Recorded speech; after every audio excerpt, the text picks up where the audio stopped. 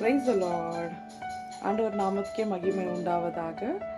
So எல்லோரும் எப்படி இருக்கீங்க? பை காட்ஸ் கிரேஸ் நீங்கள் எல்லாரும் நல்லா இருக்கீங்க நான் நம்புகிறேன். ஸோ ஆண்டவர் இன்றைக்கி என்ன வார்த்தை மூலயமா நம்மள்ட்ட பேசுகிறார் அப்படின்றத வார்த்தையை படித்து தெரிஞ்சுக்கலாம். எல்லாருக்கும் பிடிச்ச வார்த்தை, அன்பான வார்த்தை. ஓகே. ஸோ லூக்கு 15ஆம் அதிகாரம் 4வது வசனம். Look chapter 15 verse 4. ஸோ என்னன்னு படிக்கலாமா? What man of you, having 100 sheep, if he loses one of them, does not leave the 99 in the wilderness and go after the one which is lost until he finds it?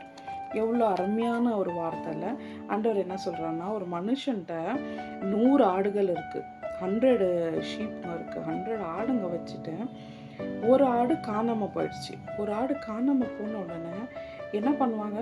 அந்த 99 sheep, அந்த 99 ஆடுகளை விட்டுட்டு வனாந்தரத்தில் இந்த ஒரு ஆடு மட்டும் எங்கே போச்சு, இது அன்பான ஆடு அப்படின்னு சொல்லிட்டு அந்த ஆடை தேடுறதுக்கு போவாங்க. ஸோ இது எதுக்கு சொல்கிறாங்க அப்படின்னா, நீங்களும் நானும் காணாமல் போயிட்டோம், ஆண்டவர் சந்நிதியை விட்டுட்டு போயிட்டோம், ஆண்டவர் ஒரு பிரசன்னத்தை விட்டுட்டு போயிட்டோம், ஆண்டவர்கிட்ட ஜபிக்கிறத நம்ம விட்டுட்டு போயிட்டோம் அப்படின்னா, ஆண்டவர் அங்கே அத்தனை ஆடுகள் இருந்தாலும், அத்தனை ஆடுகள் அவங்க பிரசன்னத்தில் இருந்தாலும், அத்தனை ஆடுகள் அவர் கிட்ட இருந்தாலும், இந்த ஒரு ஆடு என்கிட்ட ஜபிக்குமே, அட்லீஸ்ட் 5 minutes ஆகுது எனக்கிட்ட ஜபித்துட்டு போமே, வார்த்தையை படிச்சுட்டு போமே, என்கிட்ட பேசிட்டு போமே, ஏன் இந்த மகள் வரமாட்டுறாரு, ஏன் இந்த மகன் வரமாட்டுறான்னு உங்களையோ என்னையோ தேடி ஆண்டவர் வருவார். ஏன்னா நம்ம ஒரு ஆடு காணாமல் போயிட்டாலும் ஆண்டவர் அந்த ஒரு ஆடை மட்டும் தேடி போவாங்க. அப்புறம் நம்ம கிடைச்ச உடனே, இத்தனை நாள் நீ பேசலைல்ல, இத்தனை நாள் பேசிட்டு இருந்த, நீ இத்தனை நாள் பேசலைல்ல, நீ இத்தனை நாள் என்கிட்ட ஜபம் செய்யலைல்ல அப்படின்னு சொல்லிட்டு, சரி சரி வா, ஓகே உன் ஜபத்தை கேட்ட அப்படின்னு சொல்ல மாட்டார்.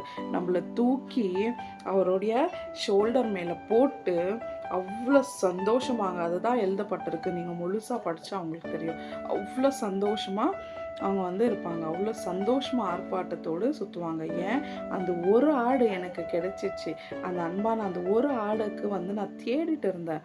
நீங்கள் கெட்டவங்களாக இருக்கலாம், நம்ம எல்லா பாவத்துலேருந்து ஏஞ்சுங்க, ஆனாலும் ஆண்டவர் என்ன சொல்கிறாரு, அந்த ஒரு ஆடு என்கிட்ட வந்தது, பட் அந்த ஒரு ஆடு காணாமல் போச்சு, பட் அந்த ஒரு ஆடு மட்டும் தான் நான் தேடி அவங்க கண்டுபிடிச்சி சந்தோஷமாக நம்மளை விடல, சந்தோஷமாக அவங்க பார்க்குறாங்க. ஸோ நம்ம ஆண்டவர் சந்நிதியிலேருந்து விட்டு போனாலும், ஆண்டவர்கிட்டேருந்து தூரமாக போயிட்டாலும் ஆண்டவருக்கு எப்படியா ரொம்ப ஃபீல் ஆகும். அவர் நம்மளை தேடி எப்போ வருவான் மகள, எப்போ வருவான் மகனை அப்படின்னு காத்து கொண்டு இருக்கிற தேவன். ஸோ இது நம்ம தெரிஞ்சுக்கணும். அந்த ஒரு ஆடை தேடி கண்டிப்பாக ஆண்டவர் வருவார். ஸோ நம்ம அவரை விட்டு தூரமாக போயிட வேண்டாம், அவர் சந்நிதியை விட்டு நம்ம தூரமாக போயிட வேண்டாம். ஸோ அதுக்காக நம்ம ஜபிப்போம், ஆண்டவர்கிட்ட கேட்போம். ஓகே. ஸோ இன்றைக்கி ஆண்டவர் இந்த வார்த்தையை பேசினார், நாளைக்கு என்ன வார்த்தையை பேச போகிறாரு அப்படின்றது நாளை தினத்தில் நம்ம பார்க்கலாம். Until then, God bless you.